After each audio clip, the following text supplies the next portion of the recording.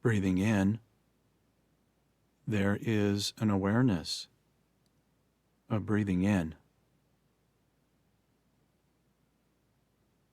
Breathing out, there is an awareness of breathing out.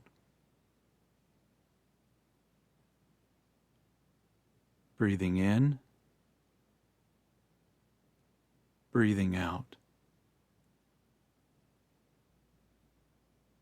In, out.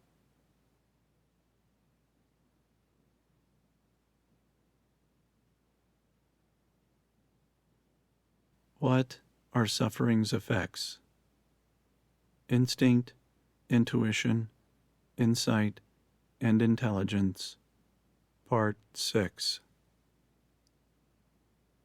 Suffering intelligence. Although we each may essentially know or at least recognize when others are suffering through the behaviors they express, as well as suppress, suffering intelligence essentially represents how one either responds or reacts to said suffering.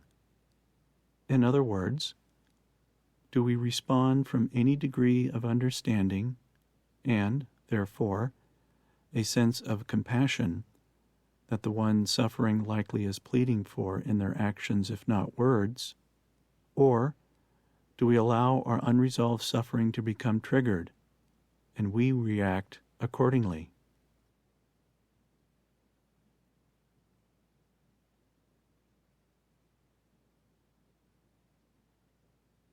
Hand in hand.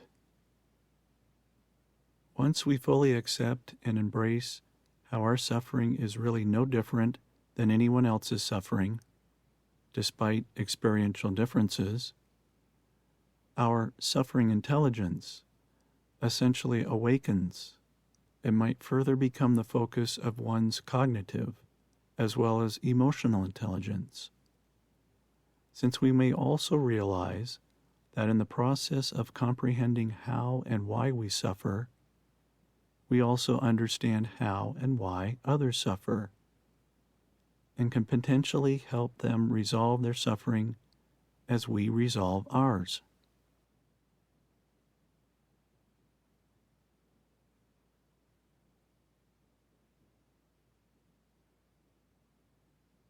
Meeting suffering with kindness. The premise behind awakening and further developing one's ability to recognize and understand when we and others suffer is to offer to ourselves as well as others empathy and compassion.